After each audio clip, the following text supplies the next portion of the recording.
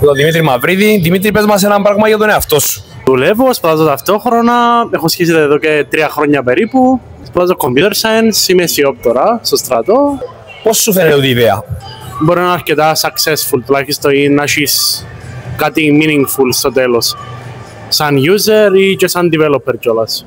Τι πιστεύεις να κάνει κάποιο χρήστη να μπει? Διότι εμείς είναι long term, να μιλήσεις με τον άλλον πριν καν το δεις εμφανισιακά και μετά, αν σου αρέσει η συζήτηση και το matching που να γίνει με αλγόριθμο, να προχωρήσεις το να βρεις τον άλλο. Έναν καλό πρώτα να απαντήσει ο user ή ο κάθε user κάποια questions για να καταλαβαίνει και το τι μπορεί να κερδίσει από την εφαρμογή, να ξέρει το τι να περιμένει.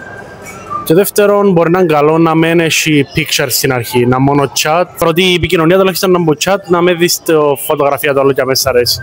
Να δεις το μέσα του πρώτα. Ακριβώς, δεν παρέσει τη φωτογραφία μέσα σε ενθουσιάζει, αλλά το μέσα να υπερπερίσει το wow που έχεις εμφανισιακά στο μυαλό σου. Το λοιπόν, ευχαριστούμε πάρα πολύ. Thank you. Thank you very much.